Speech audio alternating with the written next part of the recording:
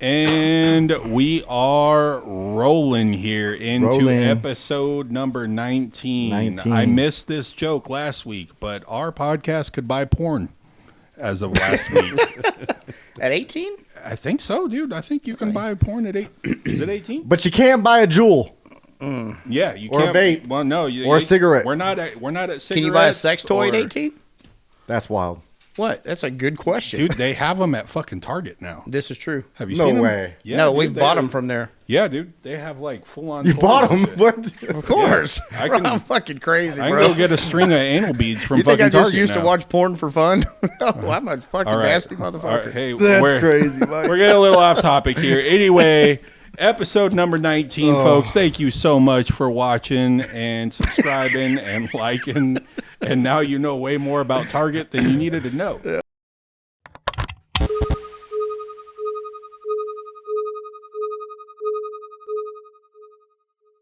But you know they're gonna fucking send us a message. CVS and Walgreens, Y'all too, are just out of throwing there. that out there. Yeah, Big we're corporations shutting you down.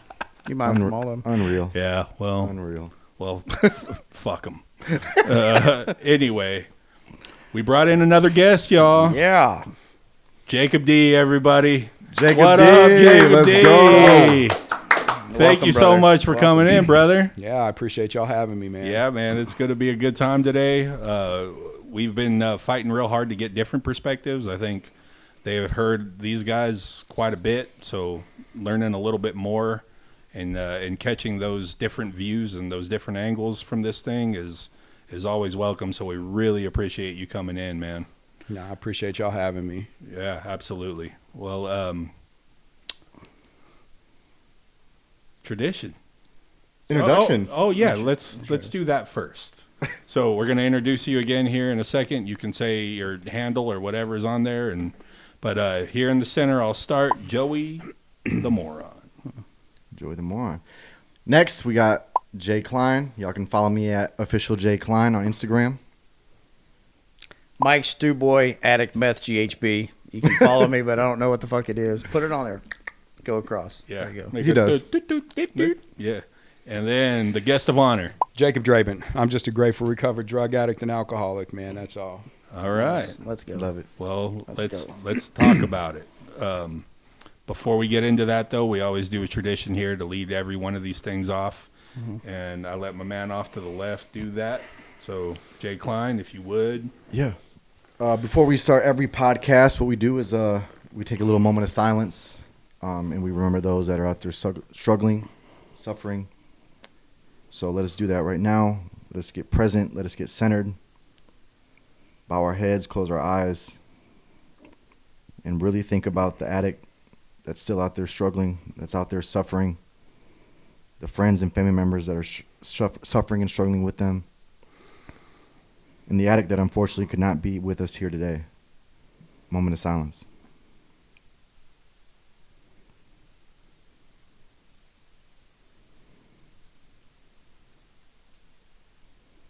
Thank you. Okay, and just like that, we are kicking this thing off. So, Jacob, I know you kind of touched on it here just a minute ago, what you struggled with, but if you want to go a little bit deeper into that, you know what, how did your addiction start? Man, I've been sober. I've been sober since December 26th of 2019. Hey, man. Congratulations. Which is Good job, brother. absolutely insane because, you know, I think the better part of 25 years, man, like my life was just absolutely dictated by drugs and alcohol. As far as like my drug of choice, you know, it's definitely methamphetamine. But what I realized is I just have a living problem. Mm-hmm. Yeah. I've just never been okay with being me, Right. you know, and I got some deeply seated stuff, man, that I struggled with from childhood, you know, and I'll talk a little bit about that. I don't know if necessarily, like, I don't really know the stipulations of being like born with the gene or whether you grow into it. But for me, drugs and alcohol, it was never really my solution or never really my problem. Like, it was always my solution because it was my escape, you know? Yeah. That's what I used to get out of this feeling, you know, and like sitting in my own skin. And I think, I think my addiction, it kind of grew out of just false belief systems about myself. You know, they talk about being driven by self-centered fear, you know, and just like delusional belief systems. Yeah. And I think without trying to sound like the victim, you know, at an early age, my biological dad kind of took off from like my family unit, right? And it was just me and my mom. And now that I've had an opportunity to kind of grow in sobriety, and like I continue to do this kind of internal work on myself and kind of find out, you know, what the rooted issues are. I think my dad leaving at such an early age and not really having much to do with me in my life, I think I developed this just belief system that I just wasn't good enough for people to stick around, you know? And then also this underlying fear of abandonment that just continued to drive me throughout my whole life in every relationship, you know? Historically, driven by the fear of abandonment is I need to control the shit out of every relationship that I'm in, you know? I either need to control it or I put up walls and I'll never let anybody get close to me, right? Because I have this underlying fear that like as soon as I let somebody get close to me, they're going to bounce anyway. So it was one extreme or the other for you? Like Always. Yeah, just nothing in between it. It was just always. Yeah. And it doesn't matter. It doesn't matter whether it was a romantic relationship or a friendship or an employer relationship or a relationship with my family or my sisters and stuff. Man, I even struggled with the relationship with my daughter, you know? It was always one or extreme or the other. And it cost me a lot. Like I missed out on a lot of my life, you know? And I just never really thought that I was good enough. And I've just always been uncomfortable in my own skin from an early age, like as far back as I can remember. And so for me, I know you hear like, you know, a lot of stuff where people are like, the first time that I ever drank or the first time that I ever used, I knew that I was an alcoholic and I drank alcoholically. And for me, that was true, you know. The first time that I ever had a beer, it was like my mom and my stepdad, we would have these little family get-togethers and these little parties at the house, and the beer was kept in the garage, and all the adults would ask me to go get beer for them, you know. And so at a super early age, I would be out there getting the adults beer, and I still remember the first time that I figured like, man, they look like they're feeling good. Let me go ahead and down one of these. And so before I ran theirs inside, I cracked one open and I chugged about half of it, and it was just like, man, like I've arrived. Yeah, you know. And how old were you? I mean, if you had to guess. Probably about 9. Yeah. Probably about 9.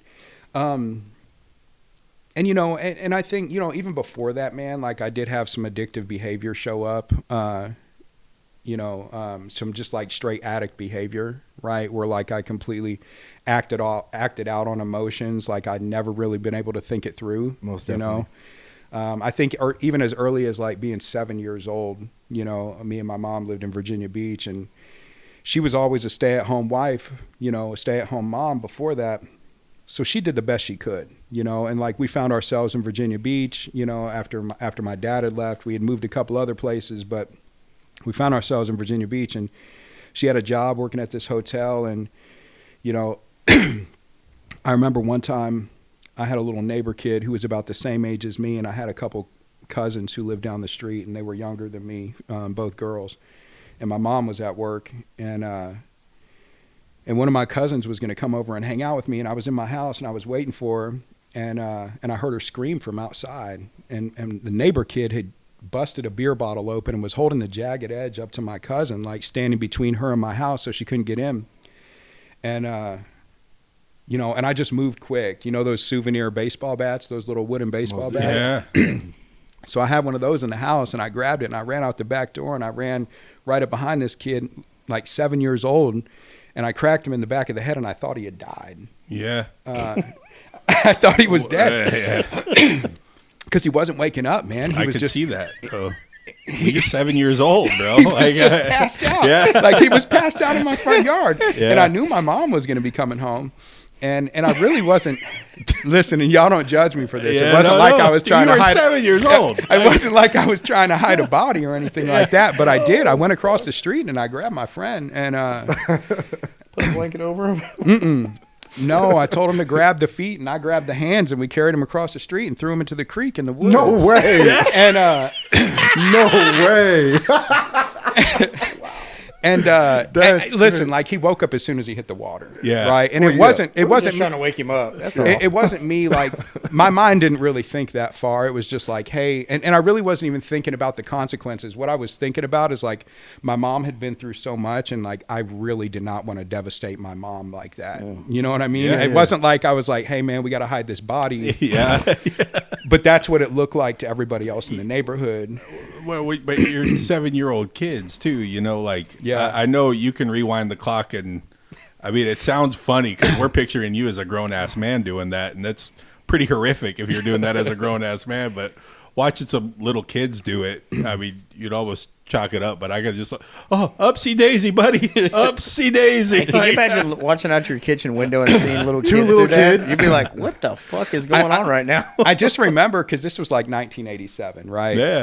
And back then, and I know y'all probably know, like people had rat tails. Yeah, You know oh what I yeah, mean? dude. Bro, I had a tail my whole fucking Yeah. life. My Yeah, mom wouldn't man. let me shave it. Mullets and rat tails. Mullets man. and rat tails. They were the best. And so I remember just standing out in my front yard with like bare feet and shorts and no shirt on. And I remember my friend, I went and grabbed him, and we're both like leaned down, like this close to this kid. And we're like looking at him and trying to like wave our hand and slap him and like shake him.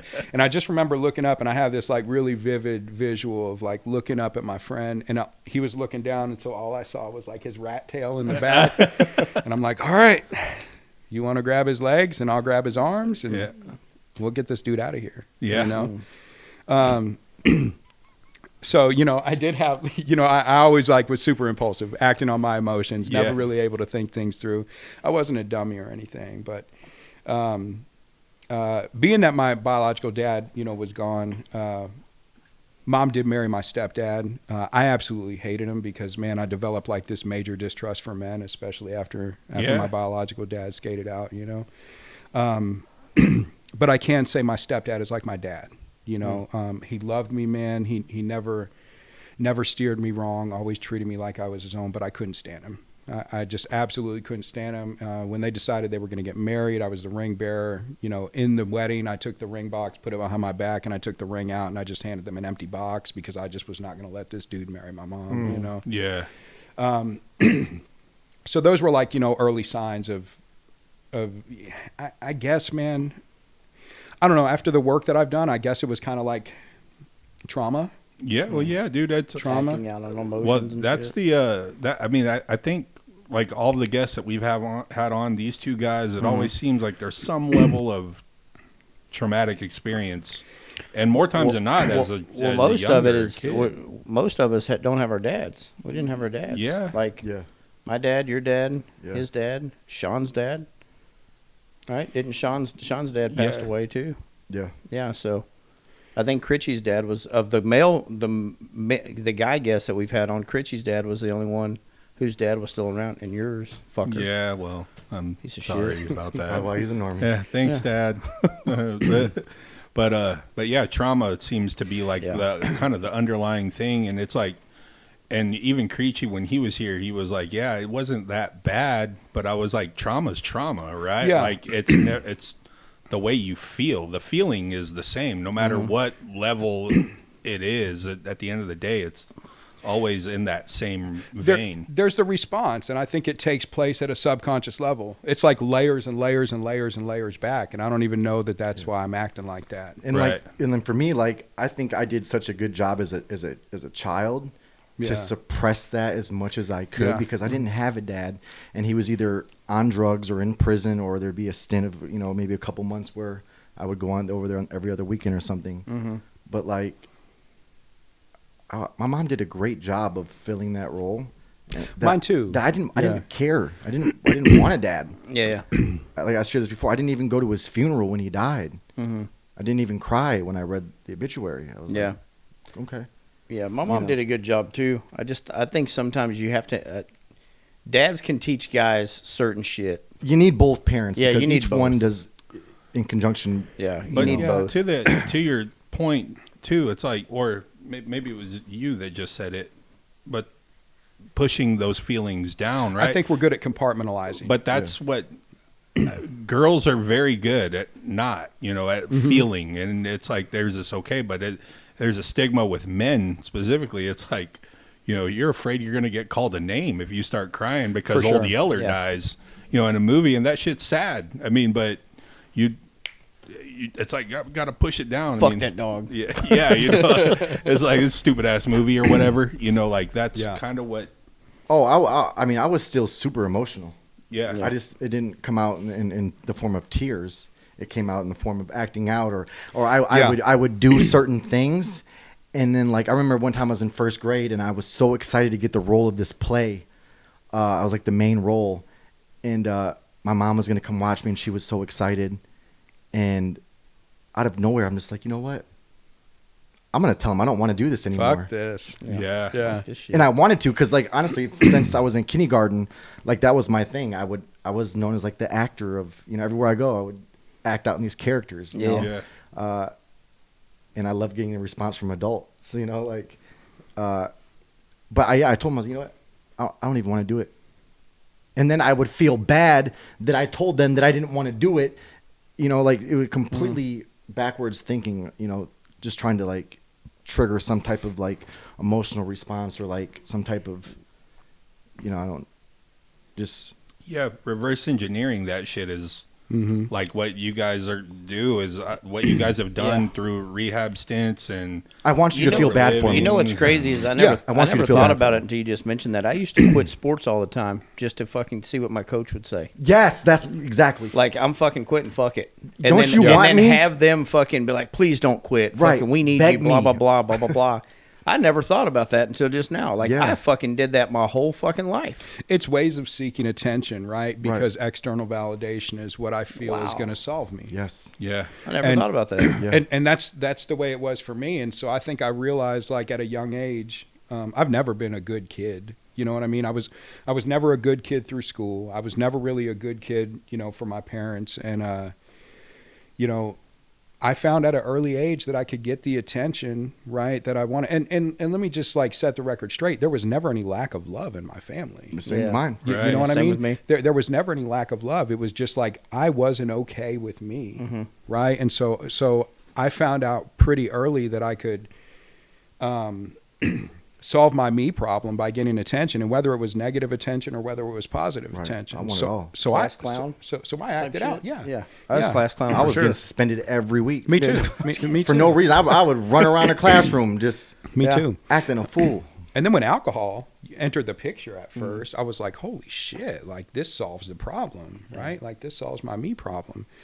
And so, things progress, right? Like things progress. And, I obviously started doing other things and smoking weed and stuff. And somewhere around like my freshman year, my dad, he was in the Navy. He retired 20 years in the Navy, and my stepdad, right? And he got a job down in Raleigh, North Carolina, working for Eaton Corporation, like the semiconductor scene, for sure. right? Like, he made use of his time in the military and made use of the GI Bill and went and got degrees and stuff like that, and got an education outside of that so he could put together something, man. And like, he was always there for the family. And my family, they were alcoholics. They drank alcoholically, but they were very functioning alcoholics, and that really wasn't me. And so I kind of pulled up freshman year, moving down to Raleigh, North Carolina, and that's where things started to get bad because I didn't know anybody. I definitely knew that I had this, this ace in my sleeve to where I could act out and I could get the attention that I wanted. And, that whole saying in AA or NA or CA is like everywhere I go, there I am. You know what I'm saying? Yep.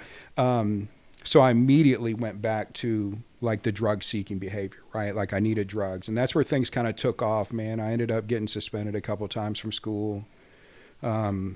The last time I got suspended, I rode a dirt bike through the school. I thought it was going to be this super, super thing where everybody was going to be like jumping up and down and nobody, Here I come, baby. nobody even saw me. Like everybody was just in class. You know what I mean? Everybody was just in class, but they suspended me and they wouldn't let me come back. And I started getting into some trouble with the law, like, minor intoxication and destruction of property and, the typical like kid stuff. And since I wasn't back in school, my dad had got transferred back up to Richmond, Virginia. So we did move around a lot. Yeah. And That's rough too, man. like at that age too. It is, because I never got to stay with friends. Especially when you got to fucking like, you know, when you go to a new school and if you're a female, I remember when females would come to the new school, especially if they were good looking, it was like, hey, this fucking new girl's here, and they got all the attention. But when the few times that I moved, it was like, I've got to fucking create the attention that I want because nobody knows me. Yeah. So I'm going to fucking act out, and I'm going to tear shit up, and I'm going to get in trouble, and I'm going to be the class clown. That way people know, oh, that's who he is. And then I'm going to get in trouble, I'm going to get suspended and all that shit. Yeah. And so when I started using like some heavier stuff, like a lot of hallucinogens, a lot of acid, you know. How old were you? I guess about that time I was like 15. So probably freshman, sophomore year. Yeah, 15, 16 years old when I started really getting kicked out of school and not able to come back. And then when I was around 17, my dad got transferred. At first I wasn't going to go, but then I had this great idea, like new place, new people, new things. I'll go here, I'll get my GED, man. Like, you know, Start over fresh. At that point it was like the people who I was in school with were, you know, had like colleges lined up that they were going to go to. And me, like, I just didn't go to school, man. Like I either skipped or I went there and got in trouble and got kicked out. Yeah. And so I got back up to Richmond, Virginia, and that's like where stuff really took off, because I had the experience of like hanging out with a lot of drug dealers in North Carolina. And by this time my habit had really gotten out of control. You know, cocaine, acid, you know, anything that I could get my hands on, man. And I idolized them. You know, my family always gave me what always provided. I never went without, you know. But I definitely envied the dudes who were, you know, who were driving nice cars, Most you know, who were driving the nice cars with the banging systems, you know, and the like Rams. and the money new, in their pocket, the new Jordans, you know what I mean? Yeah. And I always envied that, man. So by the time I got to Richmond, Virginia, I was like, okay, this is a fresh start, right? And I didn't really have the money to feed my habit. So I went to work for a dry cleaners for a little while, and I stacked up enough cash before I got fired. And it was like I had two options here, right? Like I can take a little bit of this money and go score some dope. And then I'll have to use more next week or in a few days or tomorrow or whatever that looks like. Or I can take every single cent that I have and just try to go get as much as I possibly can. And maybe I can stay afloat and make some money and still feed my habit. So you plan on selling it and shit? That's what I just started doing. Yeah. You know, that's what I started doing. And I had a couple connects back in North Carolina. So, you know, I got a car and I was making these trips from Richmond, Virginia back to North Carolina. I was coming back to Richmond, Virginia. How far is that? If I remember correctly, I mean, it was a while ago, like maybe like 3 hours, Oh, okay. 3.5 so hours. not too bad. Yeah, other states aren't like Texas. Yeah, no, You know what I mean? Yeah, If they're kind of closer. If you drive 3 hours in other states, like you can make it into another state. It's Yeah. not driving 35 hours Yeah. and still being yeah, still here and still in Houston. yeah, Come on. yeah, for real. So, you know, and then my dad ended up getting transferred again, and so they moved down here to Texas, and I decided I was going to stay up there, and I was just going to make my living. And I didn't really look at it as like I had the option to, you know, like it was like poor me. I didn't have a fucking dad. I got kicked out of school. Everybody's coming down at me like I'm the victim. Maybe I was just meant to kind of like sit back in the cut, sell drugs, get as high as I can until I die, you know, and that was just kind of like the mentality that I had, man. And, so I stayed up there. I was with a girl, and this is kind of like when shit really hit the fan, because I had a good friend. Like, you know, out of all like the dope boys who I was hanging out with in Richmond, Virginia, and all the people who I was hanging out with, we were all kind of like same mentality, drug addicts, and didn't really have any ambitions to do anything else. But I did have one friend who was kind of like the weekend warrior. You know what I mean? Like he was super happy all the time. He had just graduated high school. He had a scholarship. He was going off to college, and he was a real good dude. You know, he was probably like just the best dude out of my whole friend circle. You know what I mean? Had ambitions and just was a good guy. He didn't do all the grimy shit that we did. He'd like pop up on the weekends and do whatever we had available. You know what I mean? And it was like right around that time. I won't get into the details, but it involved a bunch of fake acid that somebody who I was friends with sold to somebody else. And that dude had found out and like destroyed his car and like, you know, did some shit to him, and I didn't even know about it. And so me and my girlfriend at the time and this dude who's a real good friend, you know, I'm just going to leave his name out of this, right? And we were riding around and we were just smoking some weed, and I was just kind of doing my thing. He was just there for the ride like he always was. And we ran into my friend who had ripped this dude off. And we were going to go back to his house. But on the way back to his house, I was following him, and he pulled up to another house that I didn't really know where we were. And so when we got out of the car, he went on to tell me, like, hey, man, I ripped this dude off, and he came back and he trashed my car, my girlfriend's car or something. So I figured, you know, since y'all are with me, we could just roll up here and, like, you know, beat this dude up or something. I'm like, yeah, sure, you know. I had a pistol on me. I grabbed my pistol, and we start making our way up to this dude's front door, and his stepdad comes out on the porch, and he's racking a shotgun. Oh. And he's telling us, he's like, y'all fuck off my porch. And he's mad. He's yelling at us. I had literally like 30 seconds before that found out what we were doing. My homeboy, who's a real good dude, was just there. He was a rider. You know what I mean? He was just tagging along. And he lowered that shotgun down and racked it. And we turned around and we took off running. And that's when I heard the blast. And I just looked next to me and like his whole, you know. Oh, no. And I didn't believe it. You know, I didn't believe it. I was kind of in shock. Ran back to the car. Girlfriend was still in the car. Jumped off, sped off. Cops chased us, got away, you know, got to the house, got as high as I possibly could. I still didn't believe that he was dead, even though I just saw his midsection like explode there. And, you know, I couldn't believe it. You know, I went ahead and like the next morning, like I start calling the hospital. I'm like, yo, you know, and they're like, we don't have anybody by that name. So I call his house phone, and his dad, you know, that was back in the day, house phones and shit. And his dad answers the phone. He's like, yeah, he got shot last night in the back and he died instantly. I'm like, man, like that was like super heavy. And it was another traumatic experience that I kind of piled into my, you know, into my catalog of victimhood bullshit, you know, that like justified me pissing my life off and just staying high, you know? And so it was shortly after that, my mom called me, and my mom was, you know, my relationship was going to shit, especially after that.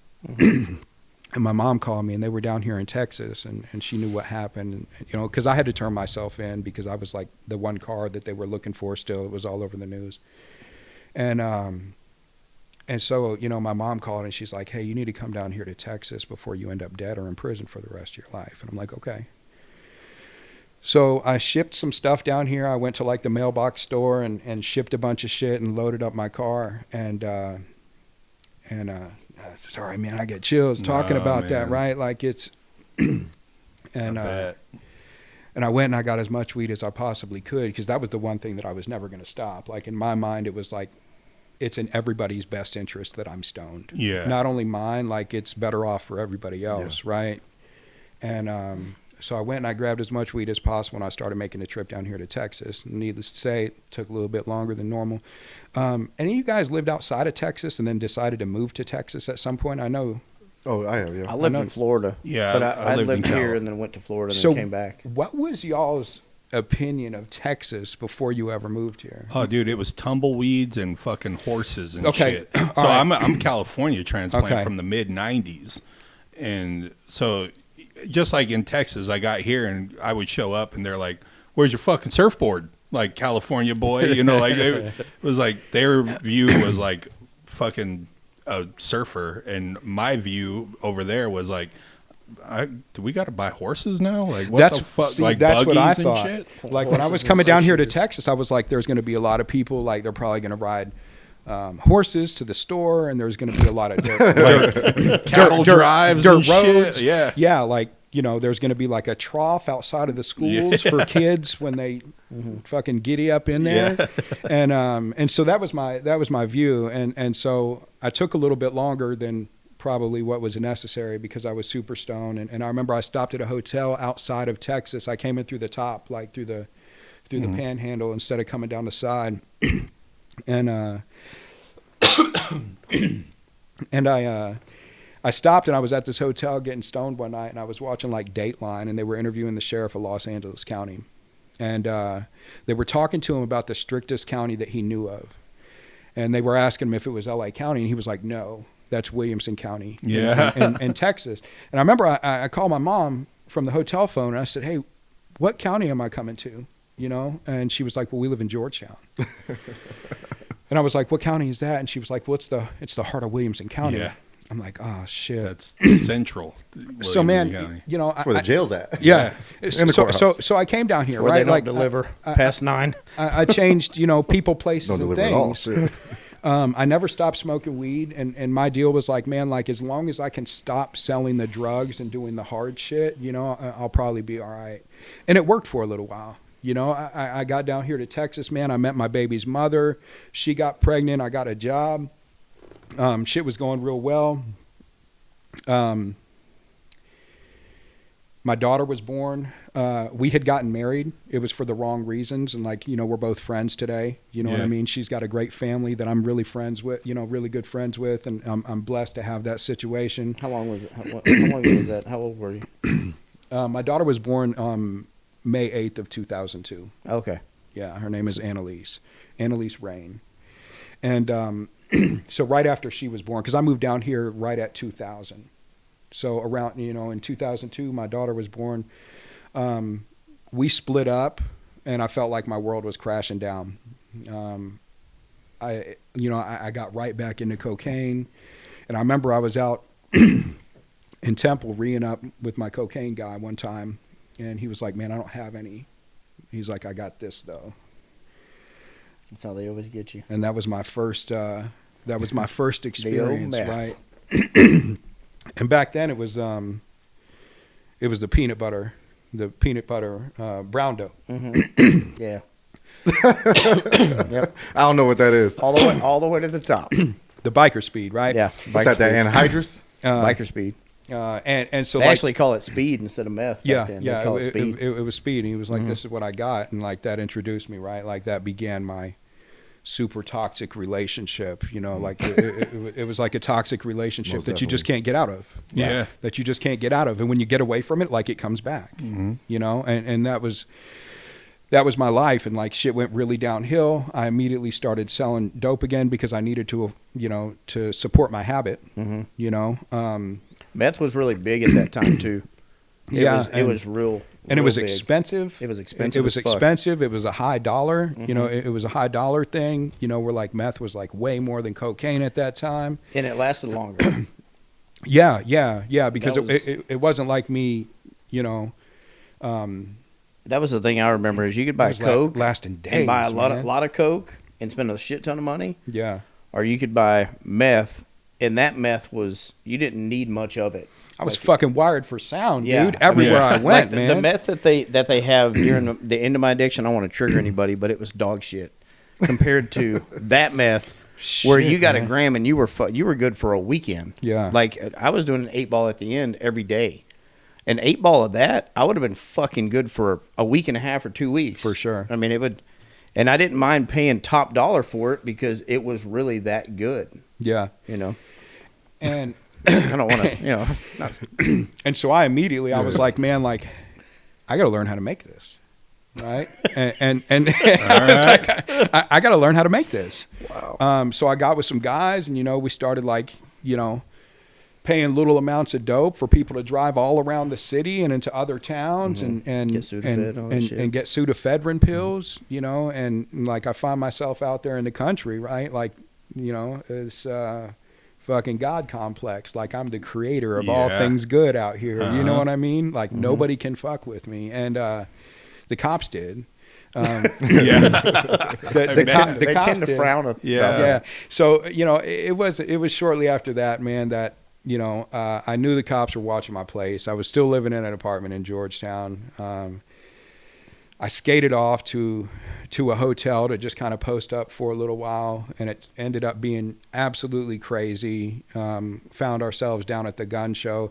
And like at this time, like I'm literally like I'm wearing like Jordans, baggy clothes, like a wife beater, big gold chains and shit like that. And I just feel like I'm just the normalest motherfucker walking around. You know what I mean? And like, and so long story short, you know, the cops ended up staking out the hotel. And when they pulled me and my friend over, I had to call my friend. I'm like, yo, I need you to come and pick me up. Like some funny shit's going down here. And so by the time they pulled us over and pulled me out of the car, like I had an undershoulder harness on with 2 pistols in the side and like clips in the chest and another gun in the duffel bag with a shit ton of dope and, you know, some flasks and stuff like that for, doing all the fucked up shit. You know what I mean? And so it was my first felony ever. And I think I was 23, maybe like 23 and a half, almost 24 or something like that. And so they booked me into Williamson County. And I was certain, because it was my first felony ever, I'm like, drugs have ruined my life. You know what I mean? Drugs have ruined my life. And I'm sitting here saying that, and like in the same sentence, I'm saying drugs have ruined my life. Like I see one of my homeboys who I knew from the streets come in, and like I'm sitting down with a piece of paper in Williamson County Jail writing out instructions on how he can make his own dope so he can sell it and then come bond me out. You know what I mean? Like, oh, jeez. It was crazy, man. And I knew that I was going to be able to get either rehab or probation because it was my first felony ever. And Williamson County did not see it that way because of the large amount of meth. There were some pints of liquid hydrocodone. There was, a bunch of mescaline-based X pills. There was just a bunch of stuff. And then there was a few guns involved, So Judge Ken Anderson in Williamson County, he was going to make an example out of me. And so when I was certain like they were going to send me over to CTTC and let me do some rehab or something like that for 6 months or a year, they came at me with 30 years. And I'm like, whoa, man. So I stayed in Williamson County for about a year fighting that, getting it down. Like they came down, 30, 25, 20, 18, 15, 12. Finally, the last day, they were like, hey, man, you can sign for 10 today or else we're going to crank it up for trial. And if there's one thing, my experience, like being in that jail for 10 or for a full year, like there's one thing you don't want to do is like crank things up for trial in Williamson County. Right, because they got a high conviction rate. Yeah. And trials cost the county money. Right. Like it doesn't even matter if it's a small trial. Like Right. it's going to cost like around $100,000 for that county, Right. man, to pay for that trial.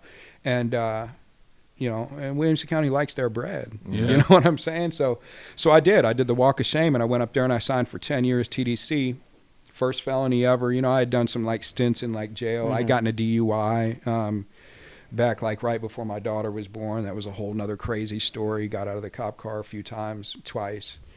They kept tackling me and stuff. It was crazy. So I found my way, down to TDC and I went down there with an attitude. I went down there fighting all the time, got all the prison tattoos and shit like that all over my chest, enough to where I showed up on their radar and they made me a security threat group, STG and TDC, so I can never get my MO and I'm automatically getting set off for parole. So I did like a total of almost 6 years in TDC.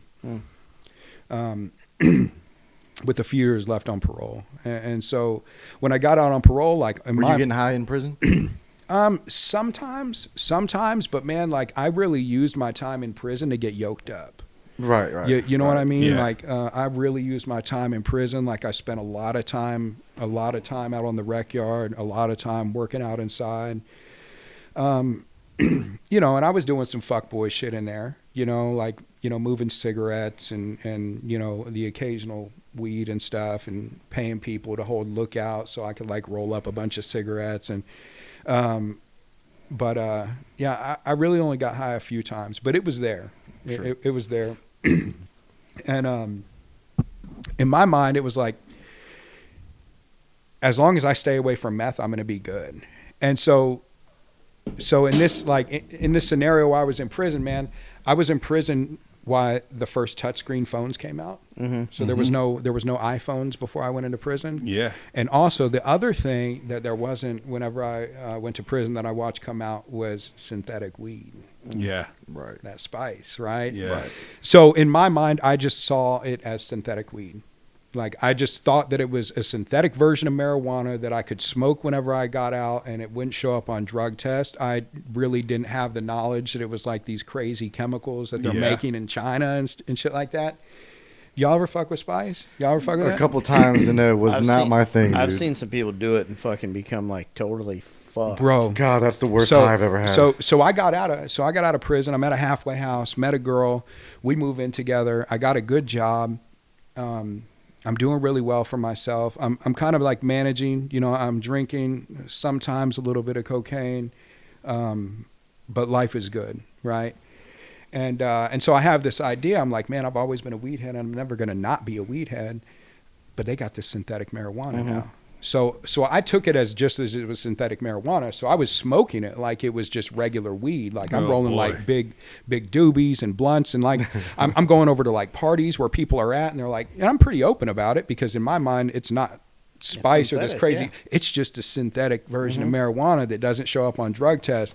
And like I'm smoking blunts of this stuff. And like I'm at a place and somebody asked me to hit it. And I'm like, yeah. And like they start flopping around on the ground like a fish. You know what I'm saying? I'm like, damn, the dude can't handle his weed, and I'm just walking off. And but let me tell you, bro, that shit would have me. Sometimes I would overdo it because I've always been a wake and bake person. So like I'm living with this girl and her kids. We're together. Kids are great, and I'm getting up in the morning. I'm like wake and baking before work, and sometimes I would overdo it. And that shit would have me literally forget everything in my life for like 15, 20 minutes.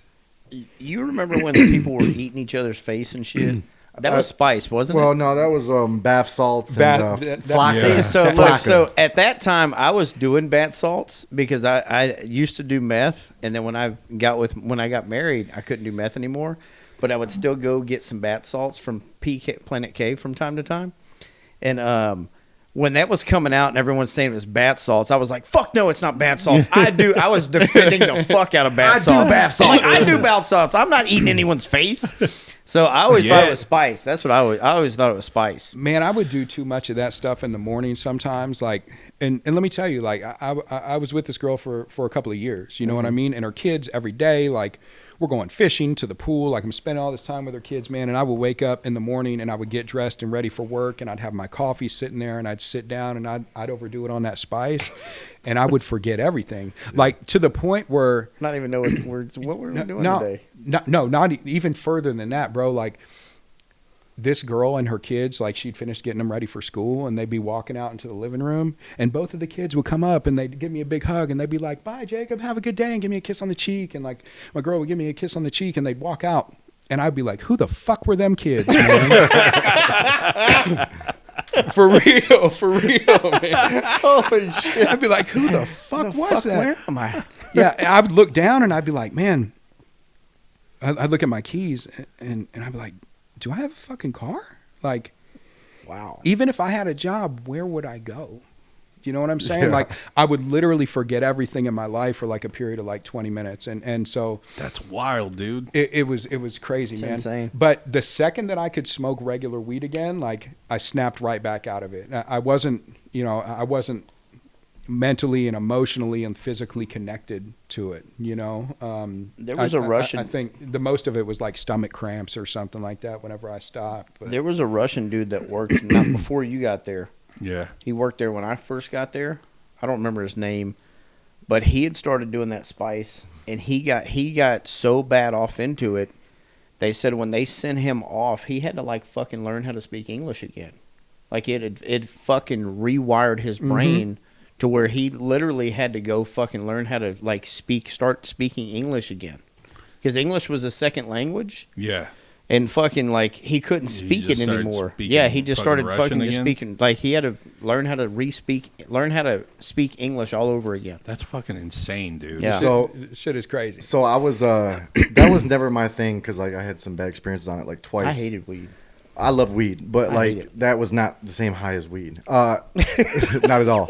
But however, there was this day, I think it was like 2018. I think I was like on again, off again, homeless. So I had like stayed at the Arch downtown Austin. I stayed there for like 30 days till they were like, if you want to really get like high, you know, you can't really stay at the Arch because you got to be there at 5 p.m. to get in or try to get in, and then they kick you out at 5 in the morning. So if I'm not prepared, I might have to leave, you know, at 7 p.m. You know, so that would mean I can't come back. So I'd rather be on the streets, you know, like you're not going to get in the way of my drug use. So anyway, so I had built some friends at the Arch, and so I went there and I had seen somebody, and if you know anything, like, not to like stereotype it, but K2, Kush, whatever they want to call it, Tunchi, that's kind of become like it's an epidemic. It's kind of become a homeless drug, if you will, because you can get it for $2 for a stick is what they would call it. You know, you can get it, you know, like it's so cheap and you can sell any amount and make money off of it. But so I was down there, I was about to go meet my mom in Cedar Park, and I was downtown, so I was going to hop on the Metro rail, the train. But you know, I want to feel something, and I don't. So this guy walks by, he hands me, he's like, "Fuck it, let me hit it. I need to feel some type of change in my mind." I kid you not, I took maybe 1.5, not even big drags, just one drag. Debo's chicken coop. Yeah. So from the Arch, I was on 7th Street, and then you got to go to 4th Street to get on the train. Within 30 seconds of hitting that, it was like I was walking in one of those circus things, you know, in the you know when in the circus they have or the fair or whatever, they have like those rooms with like the mirrors, and it's like I felt like Hunter S. Thompson, feeling like I'm like walking like this, and I'm like taking big leaps, and I'm like I couldn't even know how to walk. Somehow I made it just in time for the train, and I get on the train, and this is during a weekday, and the train gets pretty packed about 5 p.m. It was about 5 p.m. So this is a full train of you know, business professionals, you know, about 90% business professionals. And I sit down, and I don't know if like my blood pressure just shot all the way up and then all the way down, but I'm like looking around, and I'm like, oh my God, like the world was spinning fast, slow, side to side, all at the same time. How long does that shit last? I don't know, but I wanted to stop as soon as possible. See, that happens to me anytime I do weed, period. Just any weed. Well, my body just can't handle it. Well, this lasts about, I don't know, it's hard to, about 30 minutes to an hour maybe. Yeah, I mean, and I think it just depends on how much of that insecticide spray shit you got on it. You know what I mean? Yeah. But that train was about to take off, and I literally stood up and I said, "Stop this train! Oh no! Stop this train! I'm gonna die! I need help!" Oh my God! And everyone's all freaking out. They're like, "What is going on?" I said, "I need help." So they had to stop this whole fucking help. Stop this train.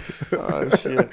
So they stopped the train, and yeah, poor people, they were probably trying to get home from work, and that train didn't leave for about an hour later, and I'm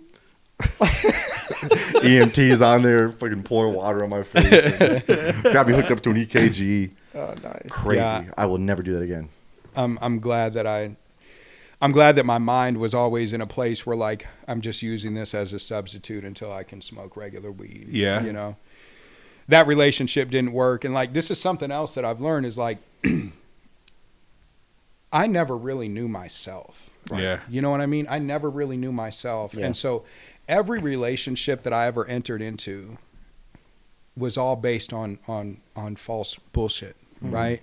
Because I had this idea of like this stuff that like I could really offer in a relationship and like a romantic relationship. But it was never real. It was never real because I didn't even really know myself. Like, and if I didn't know myself, I didn't really know what I had to offer. Yeah. You know what I mean? And so, you know, all my relationships failed, right? Like I tried to control the shit out of that one. That one ended up failing. And, you know, and that's when like things really, really kind of got crazy for me. You know, I ended up, you know, you meet a lot of connects in prison. You know what I'm saying? Yeah. And so So, you know, I started hitting up some of the people who I knew in prison, man, and I got plugged back into the meth game. And it was like, man, it was such a natural thing for meth to walk back into my life. That's why like I describe it as like a toxic romantic relationship. Yeah. You know, because like you put some space, you put some time in between things like that, and then it's like, man, like you just see them walk by. Yeah. And it's like, damn. Miss it. Yeah. Like I missed that. I miss Crystal. I missed that.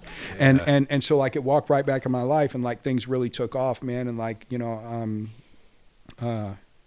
really started, you know, getting into business with some, you know, like Shady people. really large amounts and really, like really large amounts and you know, buying multiple cars and like trying to like find things to spend money on because like there was just too much of it around. Like it was crazy like that. And my MO was like buying really nice cars. Like I'd have 2 or 3 cars at a time, you know, and my MO was buying like really nice cars and then overamping, you know, cause I would just do meth until my body completely overamped and my body was like, yo, it's time to shut down. Yeah. That's how I was. And I would shut down. So my MO was buying really nice cars and then wrecking them hoes. You know what I'm saying? Like, like I mean, quick. You know, I would literally get them in like within 2 days, man. Like, I would buy a really nice car.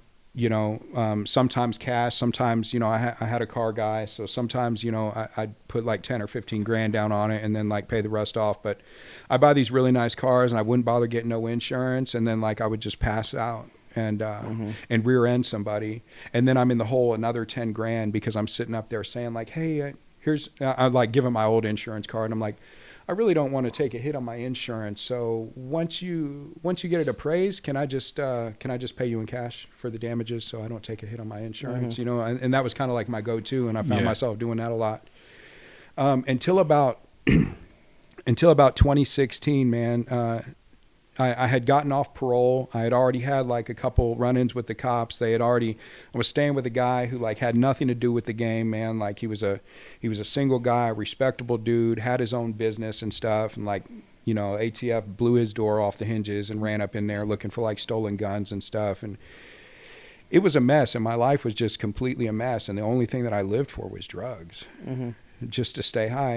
And so my new girlfriend that I had at the time, you know, I had moved out of there after the cops had like ran up into his house and stuff. And my new girlfriend at the time, like she knew like how I would just pass out while I was driving. And I had gotten a new Acura.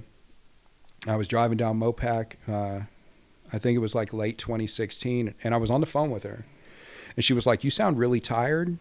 Why don't you pull the car over and tell me where you're at and I'll just come and get you. And I'm like, no, I'm good.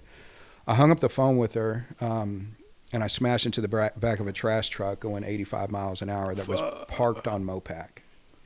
I was in a coma. You know, I was in a coma for like a week. They didn't think that I would live. I had 13 broken bones. My hand, my wrist, my arm, my feet, my legs, my whole face was demolished. Sinus cavity collapsed, my clavicle, and then my L3 vertebrae was broken in 2 places up against my spinal cord. And the brakes crossed each other, so there was like a piece that really wasn't connected to anything, and it was right up against my spinal cord, and it was too close for them to go in and do surgery. So they didn't know if I'd walk again. And it was one of those moments where you hear people like having these experiences in the coma. Yeah. Right. So I did. I had one of those, and I woke up and like I just remembered having to keep my eyes shut really tight. I remember I was in a room with light. I wasn't in pain, but I was laying down on something. I just remember having to squeeze my eyes real tight. And when I woke up out of the coma, it was like I had this question of like, why didn't I die? But that wasn't enough. That wasn't enough for somebody like me. You know, like my will to live was in getting high. I really honestly believe that the only reason that I survived that car wreck is because of the positive energy of the people, my friends and my family and stuff like that who gathered there for me. At the time, like, you know, my family didn't understand. My parents never had a problem with boundaries. I never really depended on them for anything. They never bonded me out of jail. You know what I mean? Like none of that stuff. They were kind of like, you know, you dig your own hole, you got to find your way out. But they did show up at the hospital, obviously, you know, my daughter, my sisters and stuff. But I always had this like I always wondered like why I survived that car wreck, because I know people have a lot less and and they don't survive. And so I got out of the hospital, man. I was able to walk with a cane. I had a full blown back brace on, casts on my feet and arms and stuff, and I went right back to it. I mean, like didn't miss a beat, man. Had a duffel bag full of dope at the house and like didn't miss a beat. And when I woke up out of the coma and I asked, when I finally had like enough sense to like say something, I did ask what kind of pain medication I was on. And I had seen what hydrocodone had done to some of the people who I was friends with, right? And so I was afraid of that. And they told me that they were giving me like 20 milligrams of hydrocodone every 4 hours, and they were giving me like shots of Dilaudid in the stomach. And I immediately like called the doctor in and I said, listen, like I want you to cut the hydrocodone and I want you to cut my Dilaudid in half. I don't know what made me say that, but I'm glad that I did, but and this is where shit gets fucked up, because like they literally discharged me from the hospital with multiple prescriptions of like 10 milligram hydrocodone, the yellow Narcos.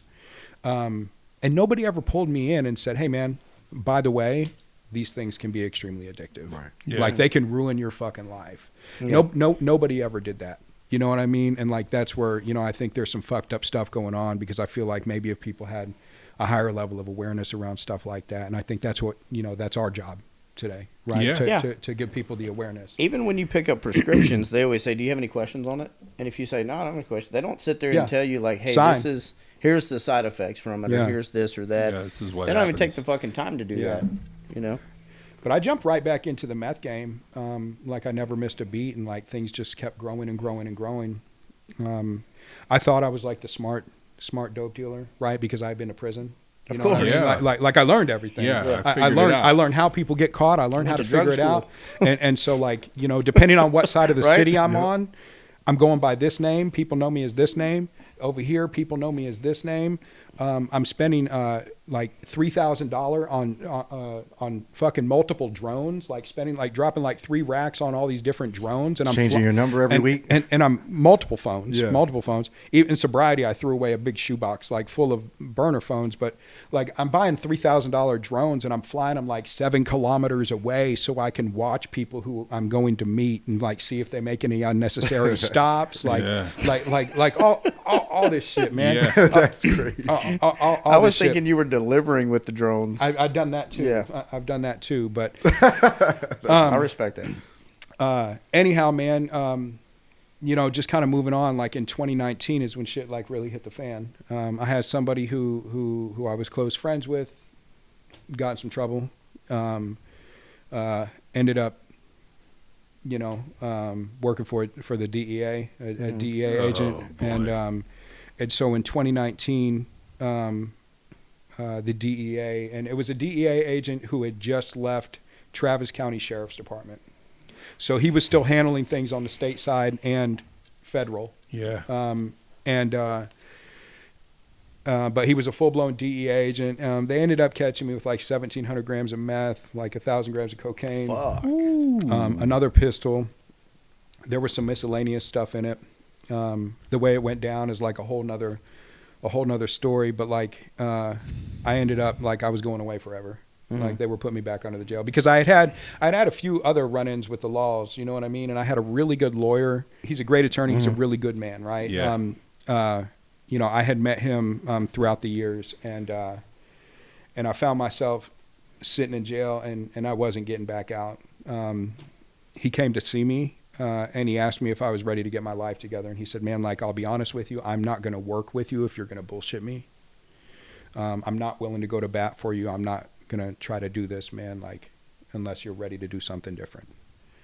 And so I made all the promises. You know what I'm saying? I made all the promises. Did he know you before that? Yes. Just like represented you a few times? Mm-hmm. But did Yeah. y'all have like a relationship like that, or he just went out on a limb and seen something different in you? Well, I mean, we had a client lawyer relationship. Right. You know what I mean? But he obviously looked at you more than just a client. Yeah. To say something like that. Well, the person who had introduced me to him was somebody who used to work for him. Okay. You know, because he doesn't really have a practice where you can just like call him up and be like, hey, I'm interested in you taking my case. He's such a busy dude working both federal and state. Like, yeah, you got to have somebody kind of like put you in with him. So, you know, he came down and see me. My bond was set at $325,000, and he had went to law school with the magistrate, and so he went to the magistrate, and he got the magistrate. You know, he asked me like what assets I had. I let him know what cash I had. He was like, "What about your guns? Like, I know you have guns." And I was like, "Well, they're all in a storage unit." I had a storage unit, and he said, "Okay." He said, "Here's my stipulations." He asked me what assets. I had a big case like full of jewelry and chains and watches, you know what I mean? Pretty expensive stuff. And then I had the storage unit full of guns. And then whatever cash that I had. And so we talked to the magistrate. I agreed to give him the cash that I had. He had to go meet somebody and get my box full of jewelry. He also had to meet somebody at my storage unit who had the key to my storage unit, and they let him in. And I told him where all the guns were at in my storage unit, and he took those, and he said, I will keep these. The other stuff I'll keep as collateral. He said, but I'm not going to give you your guns back. Mm-hmm. And he got me out, and so I got out, man, you know, with that $325,000 bond, retaining him as a lawyer, and I had an ankle monitor on each leg. And a stipulation of my bond was that I do not just one. No, one on one on each leg, one on each leg, and one on my cock. Yeah, and Jesus. Yeah, and so a stipulation of my bond was that I do inpatient treatment. So I got out, and man, I just went hard again. Yeah, you know what I mean. Like I went hard again. I smooth talked my way out of a couple treatment centers. About 8 months in, I went to a detox one time when I had a court date, so I could like get a piece of paper saying that I was in a detox. You know, Whoa. Went to go check into a treatment center up there in Temple, Texas. Totally forgot that I had a that I had a Glock 26 in the duffel bag. So like they're unpacking my stuff to do inventory of it in treatment, and I look in the bag and I'm like, oh shit.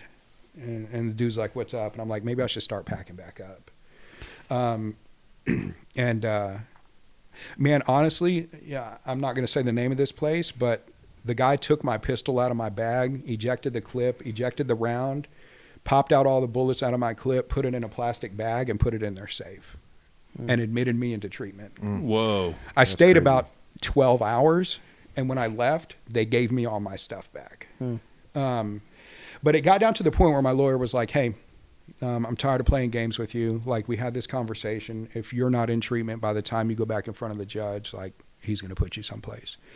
And so, man, I checked into treatment. I checked into treatment on December 26, 2019, not because I wanted to, not because I had a problem. All my externals, like, everybody else was my fucking problem. Yeah. Everybody was my problem. Yeah, they made you. If it was, if it wasn't for the cops, like, if they would stay the fuck out of my business, I would keep on doing what I was doing. And, and I was destroying lives. Like, I hadn't been in touch. You know, I'd pop in on my daughter every now and then, driving like a new Lexus or a new BMW with like new Jordans, and I'd give her, you know, hundreds of dollars, you know, and I thought that was being like this good dad, and like that's what she wanted, and she never really gave a shit about none of that stuff. I found out later that I would like give her new Jordans and she would give them away. Yeah. You know what I'm saying?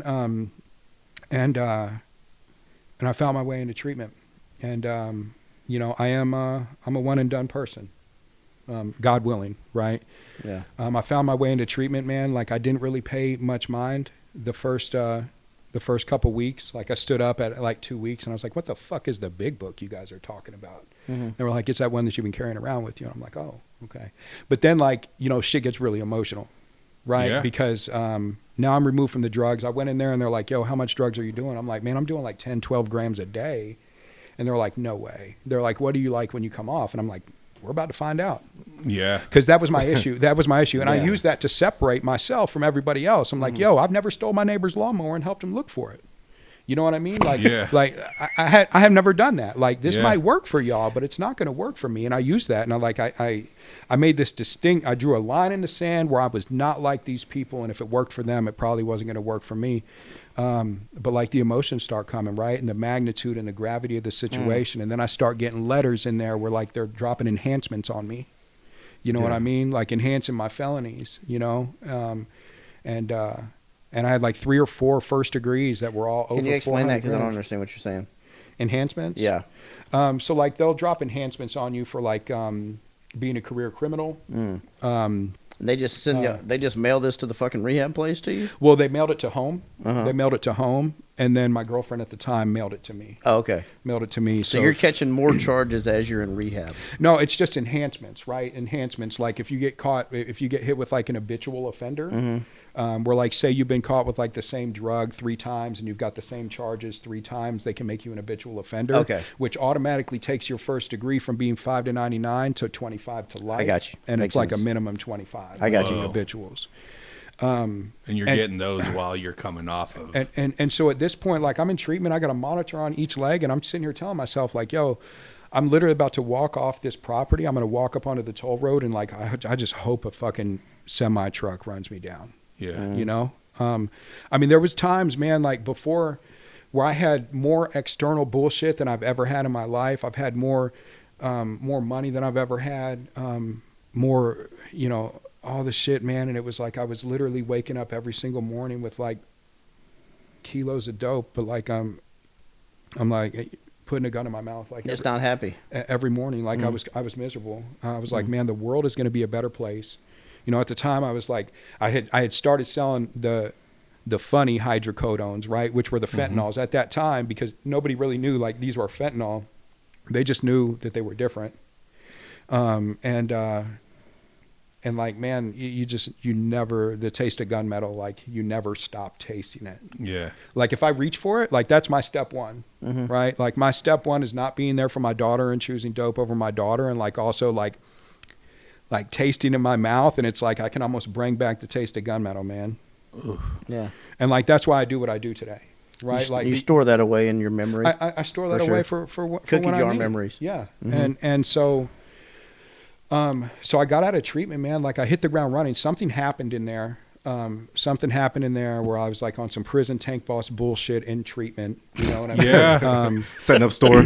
Yeah. And because that's all I knew. Like I had never, you know, and that's what I was doing. It makes I was sense, like, man. You I was were trying like to treating it like prison. trying to kinda. fight people and trying to hog people, and it was like, man, I ain't about to get emotional in here. Yeah. You know what I'm saying? Yeah. Like asking me to write a goodbye letter to drugs, and like I'm talking about all the cars I Yeah. had and shit. You know what I mean? Bro, I don't want to interrupt you. I read him my fucking breakup letter to crystal meth the Yeah. other day. I found it in my fucking notebook. We need to read it on here. It's fucking hilarious. It was the most romantic thing I might have ever It's a heard. romance. about. It's a toxic relationship. It It really is. is. Dude, it was. It was. It's It a was- toxic it was wild. relationship. Yeah, there's a lot of hate there. Yeah. But man, you know, something happened in there, and it's like for the first time in life, like I found a purpose. Yeah. Absolutely. I had never fucking had a purpose before. Like people asked me to help them destroy their lives, and I was jumping at the opportunity to help them do that.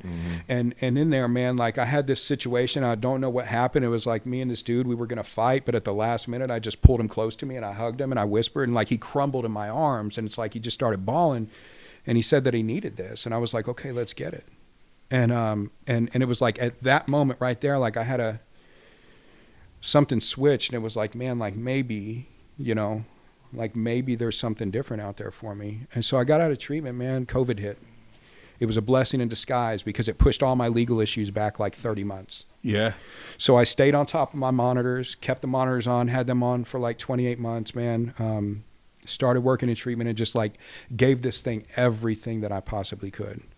And at a certain point, like it turned like, I'm not really working the program anymore. I'm just living it. Right. You know, it's like, man, I just dedicated my life to like helping people fucking get through this. And I still had that underlying from that coma of like, you know, it still comes back and it would like haunt me, and it'd be like, man, like, why did I even survive this? That's why. And it wasn't that long ago. It was about 7 months ago. I've been working in treatment ever since. I currently, am I allowed to say where I work? That's up to you. It's up to you, brother. So I currently work at the Arbor, right? Like Okay. we're a dual diagnosis facility, and one thing that we really do is like we really engage with families because we take families on roller coasters. Cool. And it's time for them to get off, right? And like they experience some of the same shit that we do without a drop of alcohol or drugs in their system. Well, And like the anxiety, the consequences, right? Like the internal and the external consequences. The fucking worry and Yeah. fucking everything. Yeah, the depression, the shame, the guilt, the financial issues, the relationship problems, the health issues, like all that shit. And you know, I had a group of clients and they'd asked me to share my story, and I've been putting it off, and finally I share my story with them. And I finished, and I was putting the chair back in the office, and one of the guys who I was working with there came in and knocked on the door, and he was bawling. Like, this is a grown ass man, a very successful dude, and he's bawling. He's like, "Jacob, I got to talk to you." I'm like, "What's up, man?" And he just comes over and he like throws his arms around me and he hugs me and he's like sobbing in my ear, and I'm like, "Yo, what's going on, bro?" And it was the first time he had heard my story. And the car wreck's a big part of my story. And he whispers in my ear, he was like, "Man, I was your doctor when you came into the hospital." Whoa. Like, that dude saved my life. Wow. Like I was literally like this close to death in the hospital, and this guy saved my life. That's Man, that's and heavy. and like, man, like I got really emotional, right? Because like, Fuck man, like yeah. I wouldn't be here, I almost and cried just now. and it's like, and I don't ask myself that question anymore. Right. Like I don't ask myself that question. Mhm. Like, regardless of what's happening between that and here, like the universe put that man in my life and saved my life because 7 years later, he was going to walk back into mine and ask me to help him save Yeah, he his, was going to need you. Mhm. Yeah, bro. you know? Dude, And, that's wild. you know, I wrote a letter to the DA agent and the DA and the judge, you know, that my lawyer suggested I do. And I put it together in chronological order, and I told them everything. I said, "Yo, like, I got out on this big bond with monitors on my legs. I continued selling as much dope as I possibly could and getting as high as I possibly could. But this is what happened, and this is where I'm at now, you know? And whatever you guys choose to do." I had character letters from, you know, directors, men in my life, sponsors, brothers in recovery, you know what I mean? And at the end of the day, you know, my game was blessed. They granted me, you know, granted me the opportunity to stay out, you know, and they said it sounded like I was really helping my fellow man out here. You know what I mean? Yeah. And so, like, that's just something that I'm going to continue to do. And life has never been better. And, like, things don't stop happening. Like, a lot of that shit was painful, right? But, like, pain teaches you until it leaves you. Mm-hmm. You know what I'm saying? Like, Yeah. it really does. yeah. And so today, man, like, I'm very open about my recovery. Mhm. You know, I'm very open with it. It doesn't matter. There's been multiple people from my old life who has reached out to me and been like, "Yo, how did you do this?" Yeah. I don't try to push it down anybody's throat, man, but like, I just make sure that, you know, people know that, like, yo, if you need some help, man, I can help you. Mhm. So I've got a question. Like, so you're in recovery, Yeah. right? And you said this moment happened between you and this gentleman where you were about to fight him and you just brought him in for a hug. Mm-hmm. So I go back to the Creechy episode, the moment of the birthday cake, you know, where he was kind of in the same mindset as you were. Like, fuck this And he was like, program, fuck this place. everything. And they were like, "Hey, we got something out here." He's like, "Bet, I'm getting out of here."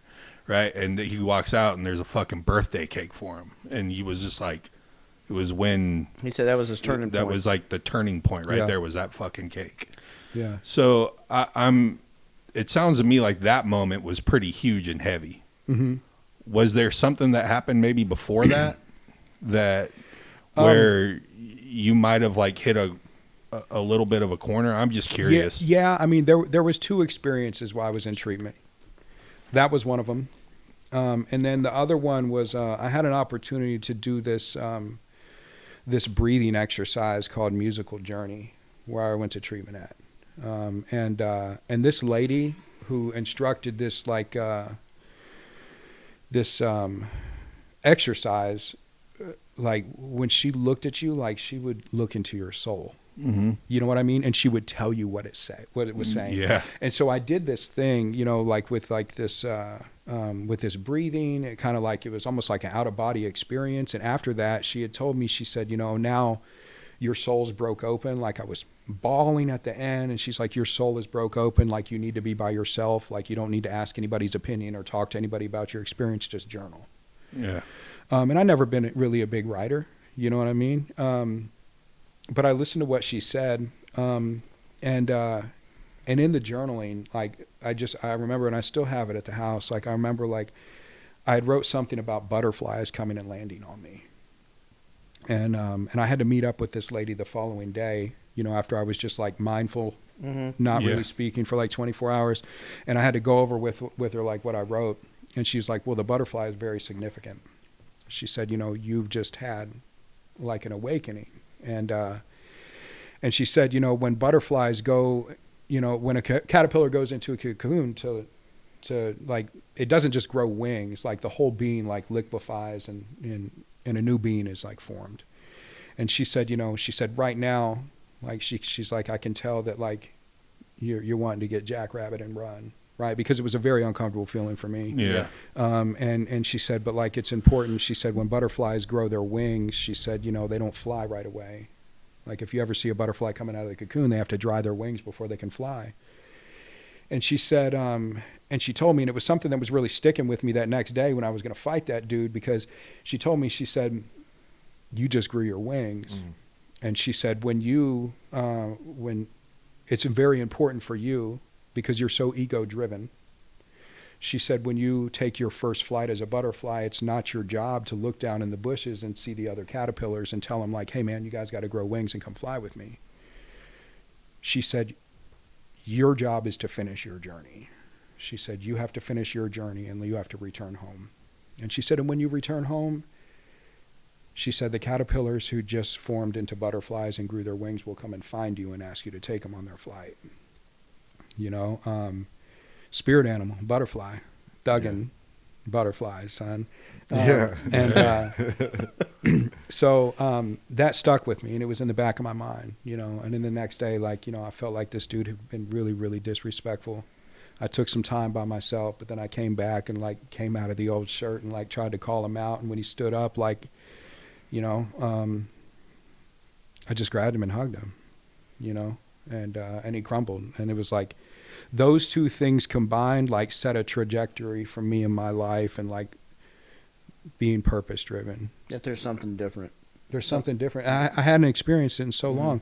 And like also, man, like it got me to a place where like maybe I can be my fucking true self and experience emotions, and maybe it's going to be able to help people, and maybe it'll help me. Yeah. 'Cause, you know, prison makes you like that, right? Like you don't want to, you don't want to let anybody see any kind of emotion. Like that's the last thing you want to do, like is appear weak to somebody, and emotions are weak. Yeah. But that's not me today. Yeah. It's not me today.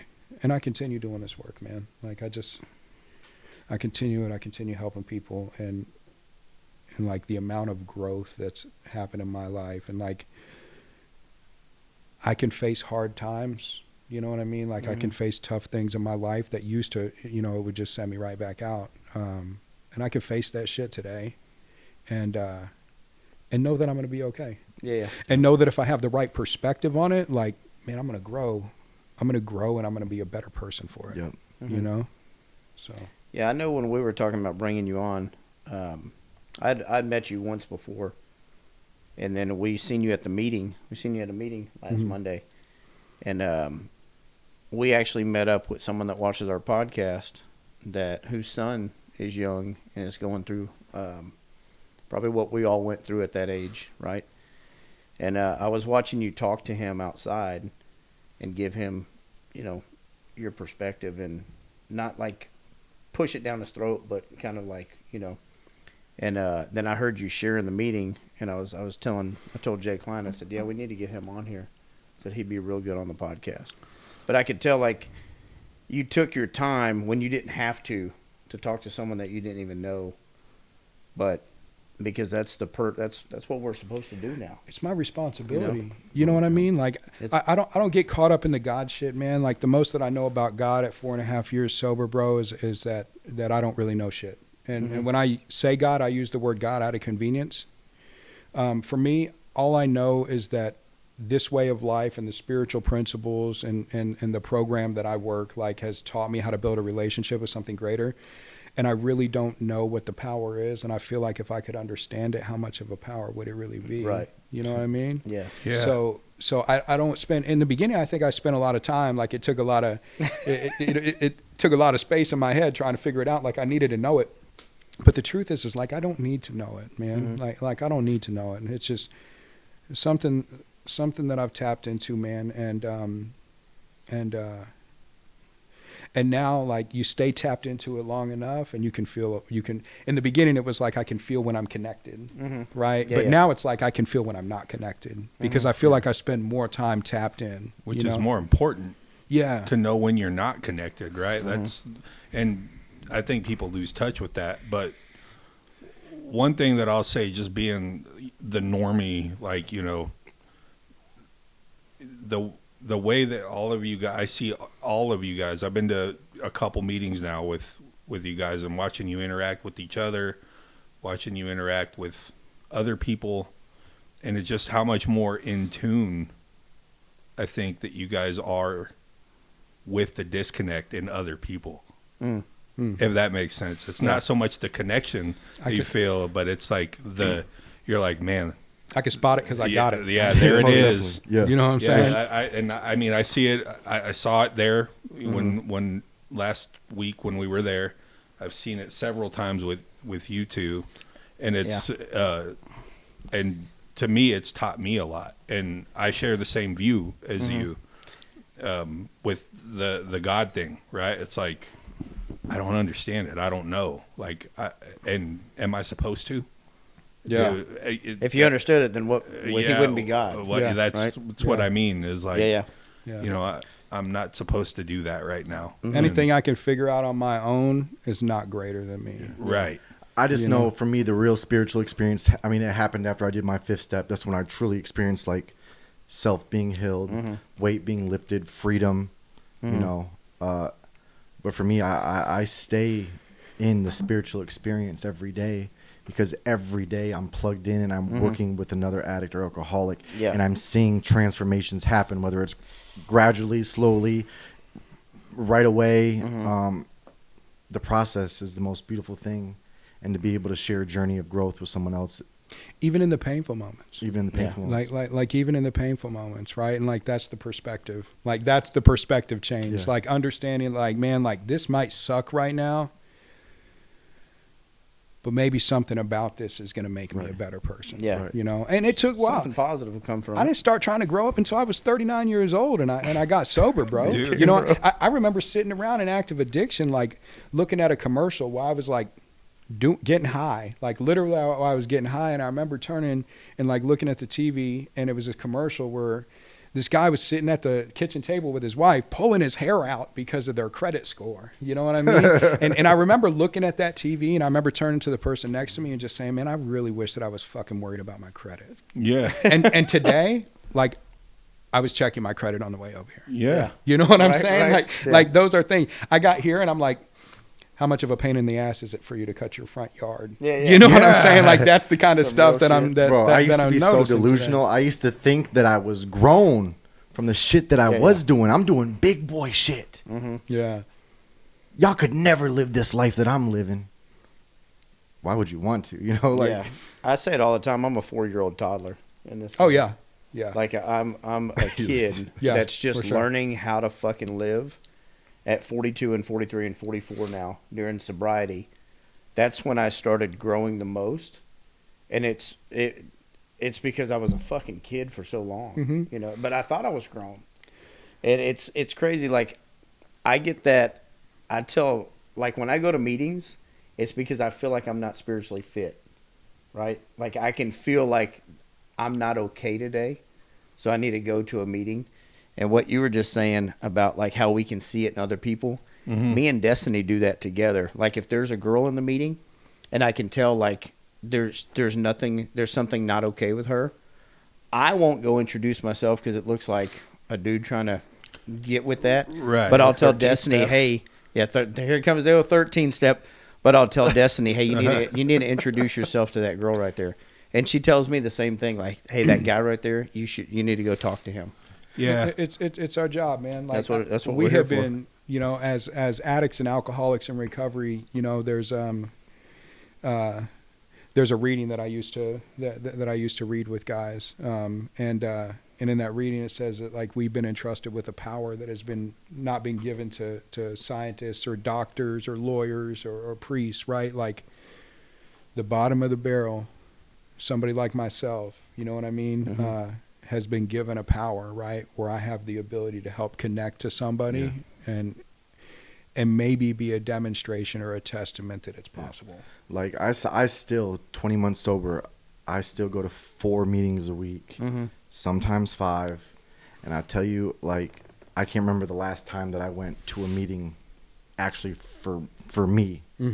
Like, very rarely do I go to a meeting for me anymore. Yeah. And I'm not saying I go to meetings waiting to be some, like, you know, savior. That's not at all what it is. It's I go there because, well, there's the community and fellowship aspect of it. But most importantly, I go there because I don't know who's going to need help that day, or how I can help somebody, or how I can be of service, or it's something I said or something I do, or just being able to listen to somebody. Yeah. And that's where the language changes, Yeah. right? Like, that's where the language changes, and it talks about it, right? Like, I'm a big book, you know, I'm a big book thumper, right? Like, but it talks about it in A Vision for You. Like, it says that, you know, these men knew that they must help other alcoholics if they were to remain sober, but that motive becomes secondary, and it's transcended by the joy and the happiness that they feel of giving themselves to others, right? Absolutely. And, like, that's where the language changes, Yeah.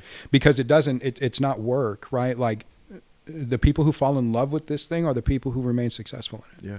You know, just helping others and getting out there. And the other thing is like, it helps me, because if I'm in my own head, because it's a pretty dark place up here. You know what I mean? It's a pretty dark place up here. But also, man, if I'm helping you, I'm not here. Right. You know what I mean? For sure. And so, you know, it just. Yeah, they say the best way to get out of yourself is to go help another addict. Or help And somebody else. my whole sobriety, like, it doesn't matter what I call my sponsor with. It could be financial problems, relationship problems, you know what I mean? And or job problems, or it doesn't matter. The first thing he'll ask me is, like, who have you helped today? You know? I got a real passion for helping people, man. Yeah. Because I never thought this would be possible. Well, who would ever thought, like, in our addiction, we'd be helping other people get out of addiction, right? Or helping them with things that they're going through. Not that we're saving people, but I would have never thought, like, I'll be able to pass on my experience to you, because I didn't think that I was going to get out of this to have a fucking experience, right? There's no, like, this was what my life was. Yeah, me being of service in that life was, I'm going to help you get dope, and I'm going to, you know, take half your pack. Like, The same shit. I'll smoke you out for free. right. Yeah. The same stuff that, I'll like, give you $3 in quarters for a ride. that we experience shame and guilt Yeah, from. Like, you know, That's how you take the power back. We draw power from it Right. today. You know Right. what I mean? Yeah. And, like, that's what this whole thing is about. Yeah. It's about power. Yeah. And the way I interact with people, man, like, I can't speak on what anyone else does, but I just know how I do it is I'm always operating out of love, compassion, acceptance, and patience. Because I wake up every day never forgetting of where I was at, what happened. I hear people talk about all the time about, you know, they forget. And I can understand that mentality, but I make sure I wake up every day, I don't forget. Because everywhere I go in this city, I'm reminded. And it's not like a reminder of like a dwell, or if I would have did, it's like, I know what it's like. Yeah. But I also for know what sure. it's like to recover now. Yeah. For sure. And when I introduce myself as recovered, man, because I'm removed from the mental obsession, right? Like, I do know that you guys couldn't pay me enough to get high today, to take that first hit, right? But Yeah. for my second hit, I'll throw every one of you motherfuckers under the bus. Yeah. You know what I'm saying? So, Real shit. so remembering that, right? Yeah. And, like, Yeah. you know, when I work with guys, I tell them, like, that step one truth, whatever it is for you, is, like, keep it close to your chest. Yeah. You know, keep it close. How are your relationships today with your daughter and everything. My relationship with my daughter is good. Yeah. I'm able to show up. She came to see me in treatment. And I remember I was hugging her and I was crying. It was like after the emotions had started coming in, but before I had like the true experience. Mm-hmm. And I remember hugging her, and I remember I whispered in her ear, and I'm like, baby, I'm sorry that you're probably the only one out of your friends that's coming to see your daddy in fucking rehab. Mm-hmm. And I remember she hugged me tight. She was 17 at the time. She hugged me, squeezed me harder, and she whispered in my ear, she said, Daddy, it's none of their fucking business. Better than seeing you in prison or dead. You know, and she's been super happy. She's been That's awesome. very proud of me. She calls me today for daddy stuff, you know, and I'm able to be that. Mm-hmm. You know, I'm in a relationship. I love my girlfriend. You know, we can be honest with each other. She's more emotionally mature than me. Most women are. Yeah. I mean, it just is. Yeah, That yeah. kind of the thing. But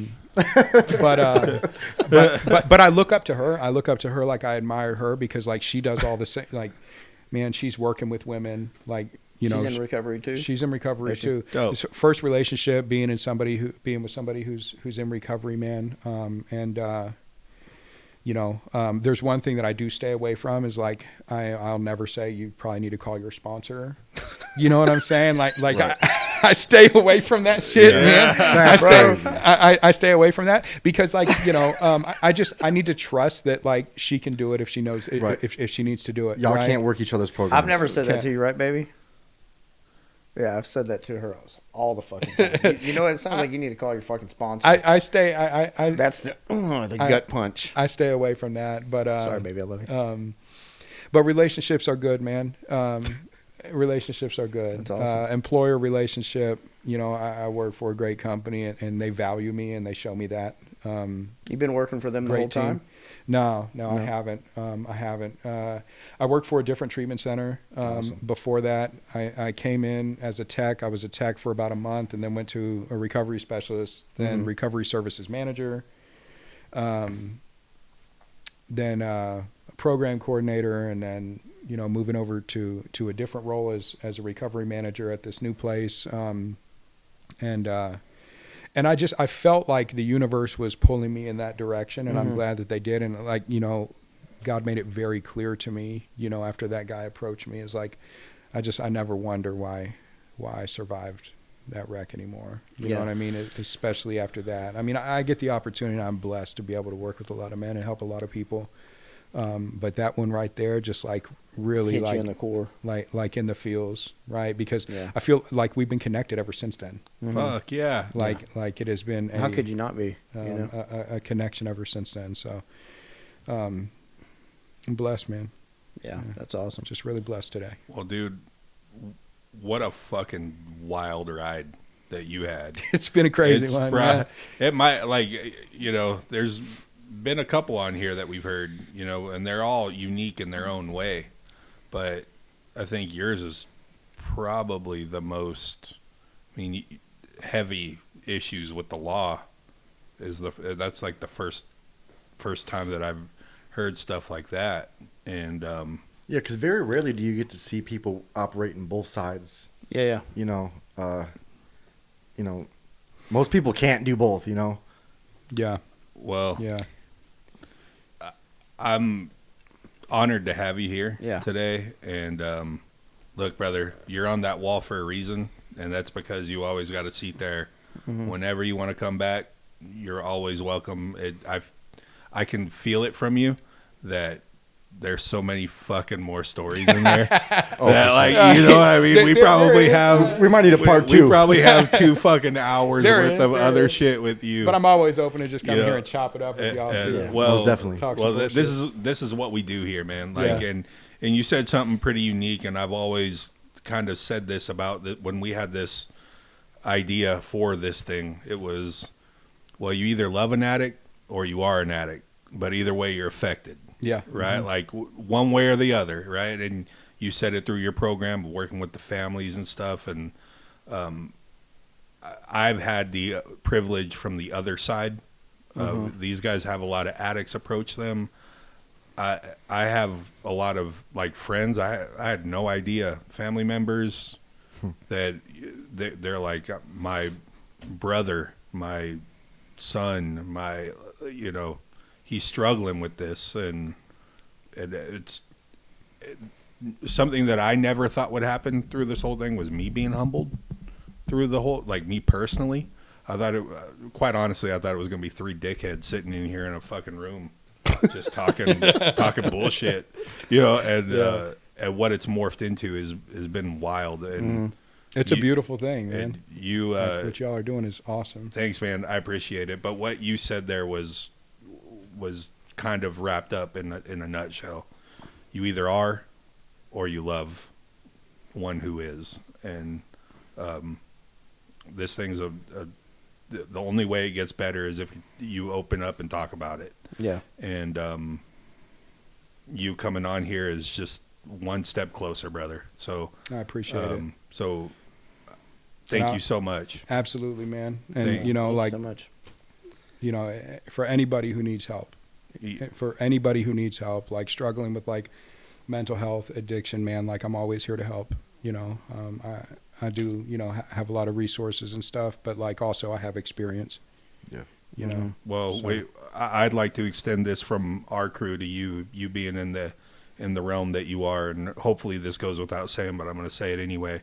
You need us for anything with anybody that you know, we'll come fucking running. So yeah, I appreciate you. Thank you so much for fucking being here. And just like that, episode 19, we got it in the books. What is it in Spanish?